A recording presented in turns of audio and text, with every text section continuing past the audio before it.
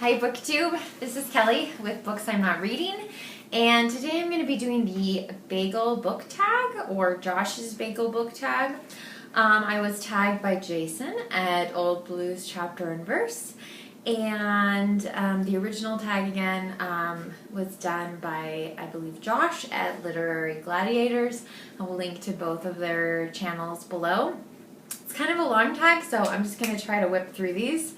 Number 1, plain. A writer you feel does a great job with the same kind of work. And for this, I'm going to give this bagel to Agatha Christie. I love her mysteries, and there's so many of them, which is wonderful. You never run out of them. And yeah, she does a great job. I love Miss Marple. So I really enjoy those and take a lot of satisfaction from them. Number 2, the Everything Bagel. A writer from whom you own every work.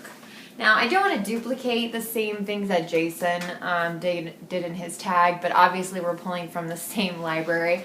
So I was thinking, oh, do we own all of Dickens? And we don't. We're missing 2. And so, oh man, Jason got right on the horn and bought those other 2 books. So they are en route to our house, and soon we will own Everything by Charles Dickens, which I think that's pretty cool.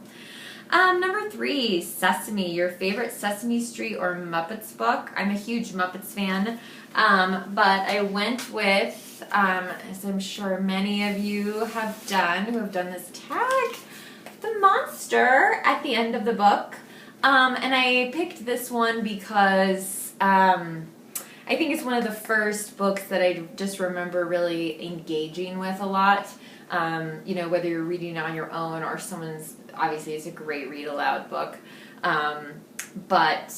Yeah, so definitely have childhood memories of this, but always it was great to have handy if you needed to do a story time at the bookstore in a hurry. So, Poppy Bagel, a short work that gives you an ecstatic high.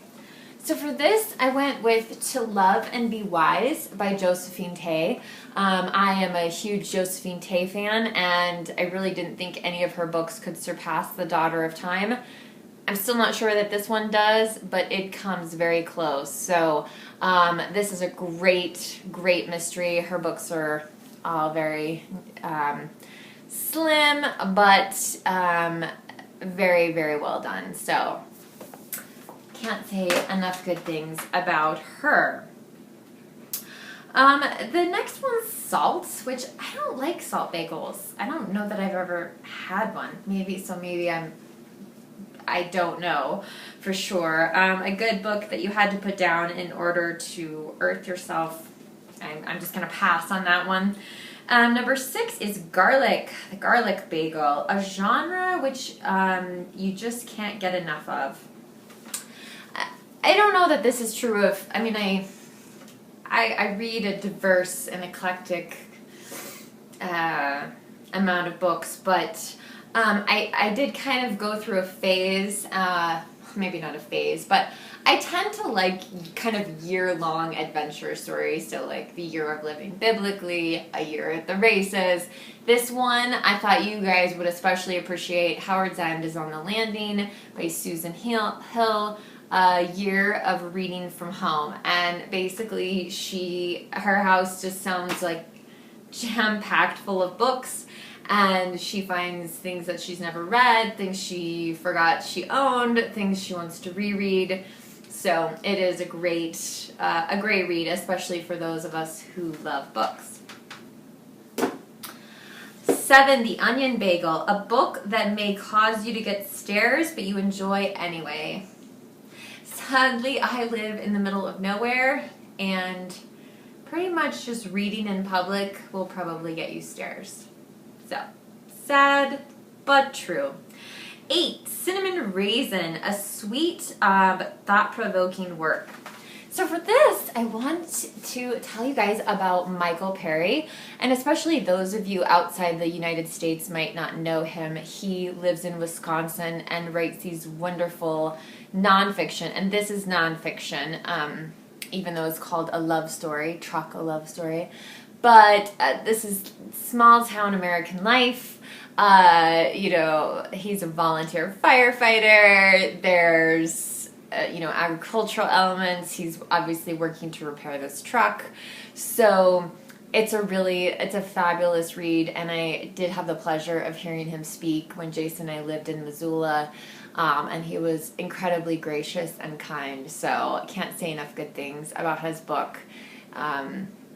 This one in particular, but I have read others that I enjoyed as well. So, okay.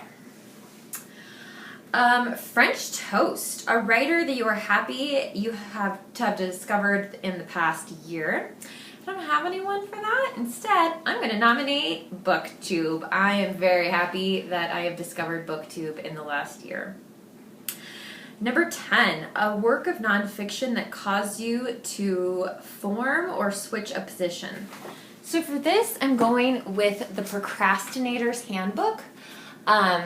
Mastering the Art of Doing It Now by Rita Emmett. And this is, I don't know how old this is. It's been around for a while, in several versions, I'm sure. But it really made me realize that the things I was putting off doing were causing me stress, and that it would just be better if I just took care of what I needed to take care of right now instead of just letting it linger out there. So, okay, number 11 is Rainbow, an LGBTQ, and then I apologize, I couldn't tell if they were L's or I's, AP plus work that made you think. I did want to recommend this book though, Fingersmith by Sarah Waters. And I think what makes it great is that most people don't necessarily instantly think of Sarah Waters and go, oh, she's an LGBTQ writer. Like, she's just a great writer. And she sees the world through a lesbian perspective, and so that's how she sees relationships. But that doesn't really, her book isn't about being her books aren't about being a lesbian. That's just, again, how she views romantic relationships, and so that's kind of the perspective that she takes. But anyway, this book is 5 stars. Don't read the flaps, don't read the back of the book, don't read any reviews, just go get it and read it. I promise you, you won't regret it. Okay. Number 12 is Bialy. I don't know what that is, but I think I would really like one. A fairy tale you feel people need to read in its original form. I'm not a fairy tale expert. I really don't know that much about them, but I did read Beauty and the Beast. I don't know if I'm reading it in its original form or not. I definitely should check out Jen Campbell's channel, and I will probably learn a lot more about that particular story, but I do really enjoy Beauty and the Beast, so I read it in here. What's your favorite kind of bagel, as well as your favorite bagel condiment? I actually had a bagel earlier for this video, and I'm sorry, it's gone now. It's in my belly. I tend to like sweet bagels more than savory bagels. So cranberry, cinnamon raisin. Of course, chocolate chip seems to be bordering the line a little bit. I love them toasted with butter or cream cheese. I love breakfast sandwiches on bagels, so I'm a big bagel fan. Okay, 14, the bagel tray. Who do you tag? So today I have 3 channels that I really want to recommend to you. Some of you are probably already familiar with our young booktuber Anthony Andrews, who actually told me what a great accent I have. I've never heard that before, so thank you, Anthony. I loved it. I thought it was hilarious. And he's actually doing a read-along, so be sure to check out his channel and look into that.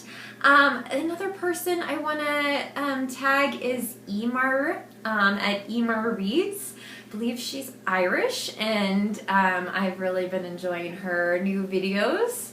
And then I just found Autumn today at the Literature Bug, and she's got a really cool Great Gatsby poster behind her on her newbie tag. So be sure to check out those channels. So Autumn, Anthony, eimear, consider yourself tagged and get ready to talk about bagels and books. Thanks so much, BookTube. Have a great weekend, and I will see you soon.